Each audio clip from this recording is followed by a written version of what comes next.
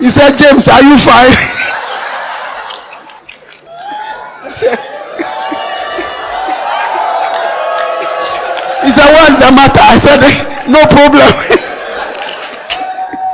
Hello, everybody. Good morning, good afternoon, good evening. I greet you in the name of our Lord Jesus. The next video you are about to watch was a story that was told by Bishop James Saah. It's from Ghana. Like I see that there are some pastors who are watching my videos. Some are in love with what we are doing. Some are very critical of what we are doing. But all the same, I greet all of you, and God bless you for being here. But those of you that are against, God bless you. And those of you that, by the Spirit of God that you have, know that we are not destroying the church, but we are rather trying to help those that should be helped. God bless you. Thank you for being here. Now, this story will help you as a pastor, as a member of a church, as a human being living your life. Now, at the end of the video, I will tell you a personal story. It has to do with this feeling of entitlement. It is dangerous. No matter how good a person is to you, you don't have the right to feel entitled to the person's money or the person's wealth. Now, the bishop learned in a hard way. It's funny because now he is telling the story. It is funny, listening to him now. But I am so sure that time back then, it was not that funny. It was something that was painful to him. But thank God that at the end of the day, he recovered from it. God bless you. I'll be seeing you right after the story. Let us go there. Don't fail to listen to what I have to tell you. It might help you. Stay blessed.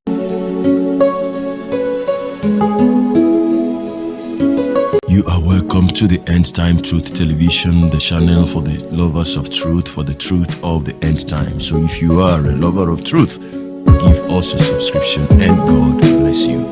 Shalom. Listen to this story. I've noted it here. I'm sure Archbishop is listening. It's not a dangerous one. About 3, 4, or 5 years ago, I traveled to London. I was there when Archbishop called me. He said, James, how are you doing? I said, fine. He said, oh, do you remember your friend, the woman who left the big Orthodox church and joined us about 3 years ago? I said, oh, yeah. Child of God. When I preach, I said child of God. So everybody knew in the church. The woman loved me. Very rich woman. Left the Orthodox church, was converted and joined our church. And so everybody in the church calls her child of God because that was my brand name and name that she calls me every child of God. And when I see her, I slap and say child of God. She was in the 80s. And whilst I was in London, she died. And Archbishop called me and said, do you remember your friend has died? I said, no, I don't know. He said, oh, whilst we're away, she's going to be with the Lord. But I have good news for you. So, good news of the bad news. He said, oh, when they read the will, your name was in the will. He said, yes. And I said, you mean my name? He said, yes. Of all the pastors in action, you are the only one whose name was in the will. James, congratulations. I said, so I said, Archbishop, can I please? You see, this is ministry. We cannot preach abstract. That's the benefit of experience. Because if you are going to succeed and be like him and me, this is the road you trod. There is no middle road.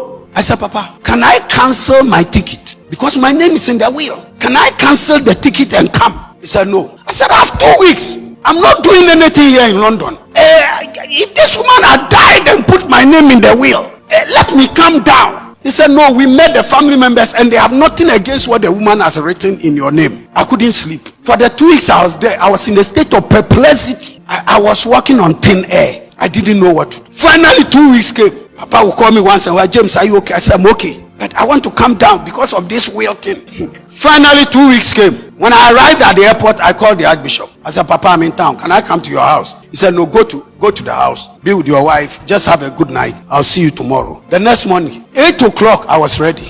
Because I want to put this matter to rest. I said, Papa, I'm coming. He said, come. When I went, he had a small meeting. Then he signaled me he will see me soon. After Papa finished the meeting, he took some time drinking his tea.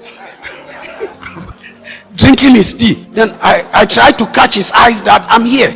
Come, let's settle this will thing. Because he's giving me pressure. I'm under pressure, of course. Let me know. So once in a while I try and stand where he can see me. He said, yeah, I'll see you. 8 o'clock up to 11. And Papa said, why is Papa doing this to me? He said, what they put in the will that he doesn't like. And they say I'm the only one whose name was in it. After about 12 o'clock, 4 hours, he asked them to give me tea to drink. I said, Papa, me no tea. And yet tea number. I didn't come here because of tea. Let's put this matter to rest. There is a punishment. He said, James, everything is fine. You are the only one whose name is in it, and we are happy for you. So 12 o'clock, thereabout, he said, I should come. So I went and I sat down. Then he called one of the elders of the family. He said, he's happy to inform me that they read the will, but the woman put it in then it that I'll be the one to bury her.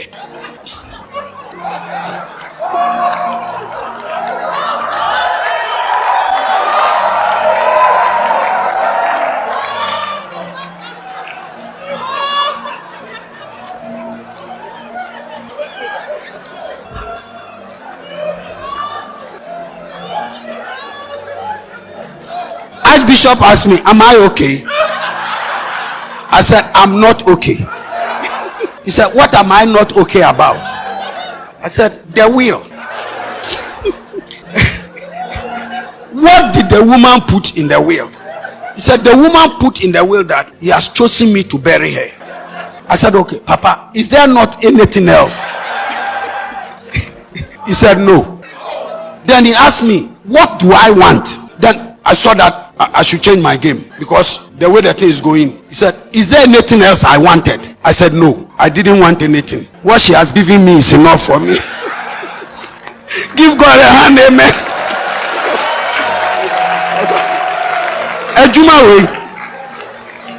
This is ministry. This is the leader's satisfaction. The question Archbishop asked me took me off guard. What else do you want? So I had to move quickly. Then I said, am I not being greedy? There's a woman who came to church 3 years. I pastored her. She has put my name to bury her. And I'm thinking maybe she left me a house at Trasaco and $500,000. She didn't leave me anything. And I should be happy with what she has given me. Give God a hand. I will never forget. I will never forget. I told Papa, I want to go home. Also, me trust na me numti. Me numti.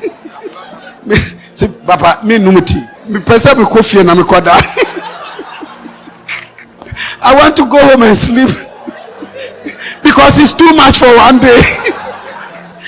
Now, Papa put up a show. He said, no. He want them to cook for me. I said, no. Papa mpacho me did it.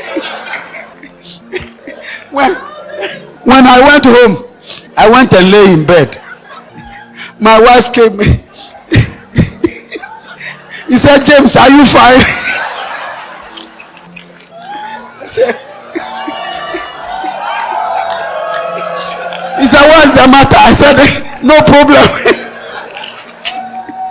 You say God called you. I will never forget.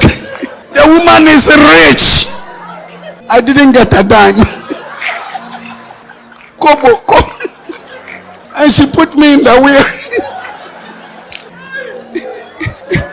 You are talking about leader satisfaction. That is the leader satisfaction. Give God a hand.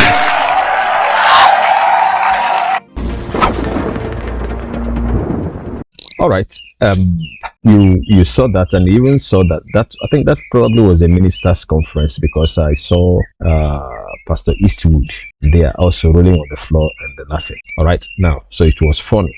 But then the lesson there is that he learned how not to feel entitled. Now, nobody owes you anything. Even to an extent, your parents, to an extent, they get to a point where you don't think your parents owe you anything. You see, your parents, if they have brought you up and they have set you up for something, where you should be able to stand on your own feet and progress and move ahead in life, you don't have to feel entitled, Now, but that is not what we are dealing with now. We're dealing with, I just want to tell you something. There was a time about 2 or 3 years ago, let's say 3 years ago, someone came into my family and loved my family that way. But, because of the way I was brought up and the kind of a person I am, I have learned not to be overtaken by excitement when anybody says good thing about me, or anybody says to me, don't worry, whatever you need, let me know, contact me. I don't get carried away, and I hardly take advantage of that. And each time I do, out of pressure, take advantage of that. I've always regretted it, and I will tell you all that here now. So this person came into our family and loved my family so much, and in fact is a lady took special interest in. And I'm telling this story not to demean anybody. These are wonderful individuals. What I'm saying is that we must avoid making mistakes. Listen, it is only God that will tell you a thing, and it stays like that. Human, we are limited. I, as a person, out of excitement, can also tell you something. Maybe the day you will not get back to me, I might not be in the right mood. I might not be in the right mood to answer you or to respond to you the way you thought I could respond to you. Now that is why it is very, very important not to feel entitled. Somebody may have promised you to build a house for you, buy you a car, set you up in business, and so that you can, start your own life, and you begin to feel entitled. And at the end of the day, the person fails to do it. Sometimes not because the person didn't want to do it again, but because he is human. That human aspect of him, came into play. Now, I know the story I want to tell you may be a bit off from what the bishop told, but I am using his last word, the feeling of entitlement, to a kind of admonition. So this person loved my daughter, my first daughter. And so, in fact, she offered so many things. And one of the things she offered was to help my girl to, brush up. And so she sent money for certain things I know they sell in the market, but I know I could not afford them for my child. And once that first money was sent, they went to buy, some of those things. When I came back, I saw them. I called my wife. I said, please come. See, I don't easily get carried away. This thing may not continue. So, and I don't want us to start something for this child that when the supply ceases from where it is coming from where it is coming, then I will not be able to sustain it. I will not be able to continue doing that for the girl. Then we are setting the girl up for something different, for something else. Because once she's used to it, and I cannot afford it because there are other responsibilities, it might become a problem to her. Please, let's get her the basic things that I can be able to sustain, even if this supply stops coming. There were so many promises that time, paying her school fees, and in fact, a possibility of taking her outside the country for her to study in a very good country. I said, thank you. But I never set my heart to it because I know it may not continue. And as I talk to you now, that thing did not last. It stopped. If I had gone on to hope on that and didn't take the step that I took, my dear, I'll be in for problem now, and it probably would have affected my relationship with my daughter, because if she gets used to that and I'm not able to provide that, she may want to continue sourcing for money, how to continue living that life, and you know the story. All right. So now when somebody comes into your life, it is even good. That person, is good enough to have helped you in the first place. Now, then you begin to expect them to carry your problem, to carry your issues, on their head. When you are not their son, you are not their daughter. And when they don't do it for you, you begin to, I hear some people asking, what do they do with money? Are you stupid? Did they tie your hands? What is he doing with money? I remember in those days, where sometimes I helped people pay their house rent. And at times, because I don't want anybody to feel bad, sometimes I won't have, I will go and borrow. Somehow I still do it these days, but not as it used to be in those days. Sometimes I will go and borrow because, I know they will not be happy. And when you are putting a good person under pressure like that, you are an evil person. There are persons who are staying, overseas, who are suffering overseas, and their family members are feeling entitled. They don't even want to do anything again to help themselves. They are relying on the dollars that their relations abroad would send. And so if by any means this sister or brother or uncle that resides overseas fails to send the money, it becomes a problem. Now, like I said, I made some mistakes recently.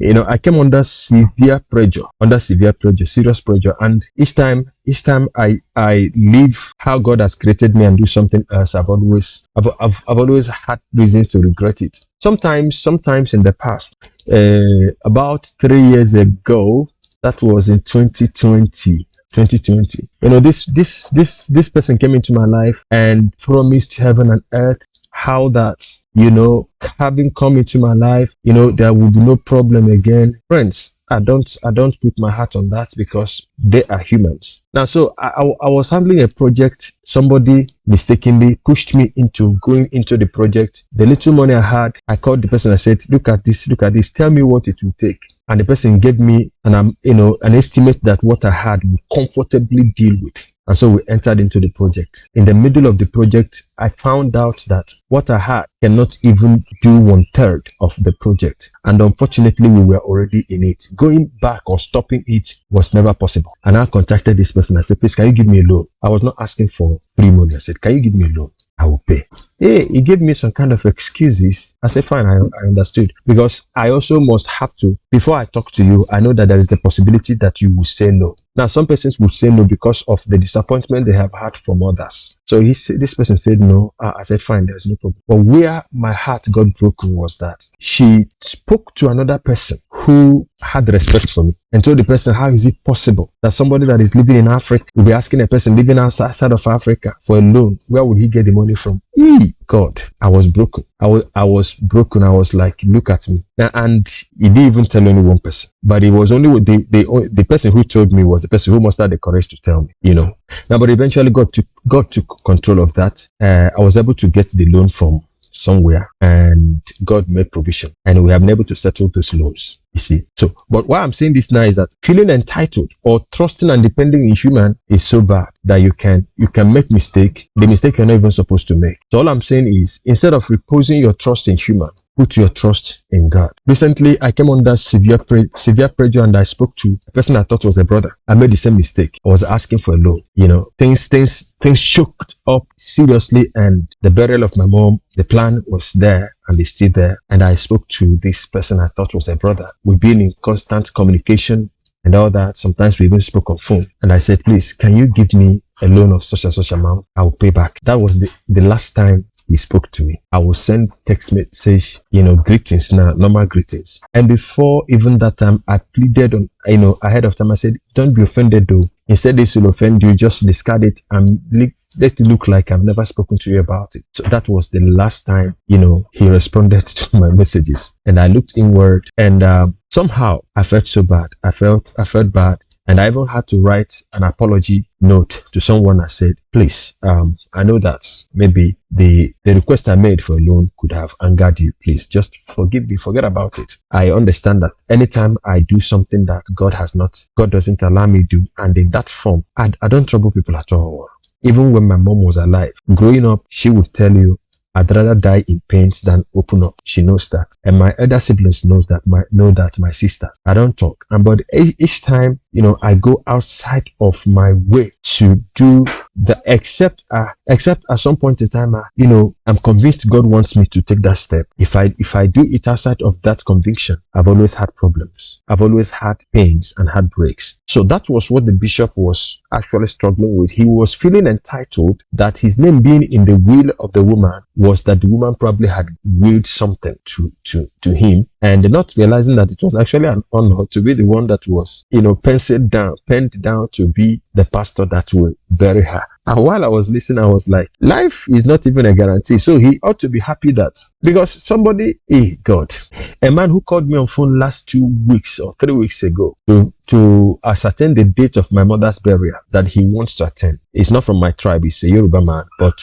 there's a kind of relationship, and he had met my mom, and my mom, was a mother to him, So he was asking to find out the date of my mom's burial because he would want to come and pay his last respects to my mom. I told him, now 2 days ago, somebody called me that man has been buried. Suddenly he became sick and died in the hospital bed. So when the woman was writing the will, what assurance did she have that she would die first? No matter how old she was, and Bishop James Saah is young, relatively very young. Now, there is no way it is written that the woman would die first. So, but that will being there, and God granted him that opportunity and gave him life, all right, is enough opportunity and privilege from God. But he was looking beyond that and looking at something else. Now, what I'm saying here is that, you see, we have seen some family members who have squandered and destroyed their relations who live overseas because of this same entitlement. They feel like, what they are in US, in Australia, in UK, money is not,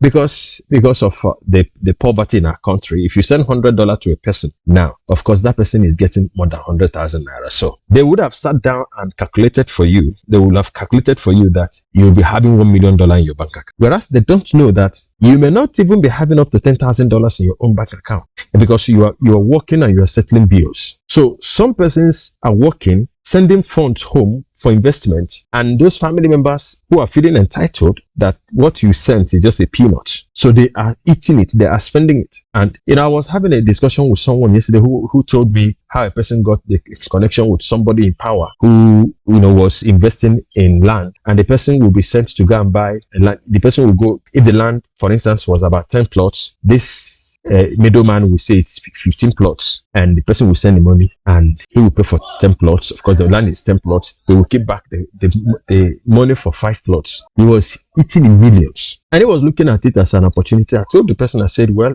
me, if I have that kind of connection with anybody, I will still be righteous. I would never ever offend that person and offend God, and yet God will still bless me. In my faithfulness, I will remain faithful. Now, so feeling of entitlement is the reason why people do certain things. There are some family members that have ruined their brothers and sisters who they were working, laboring, working.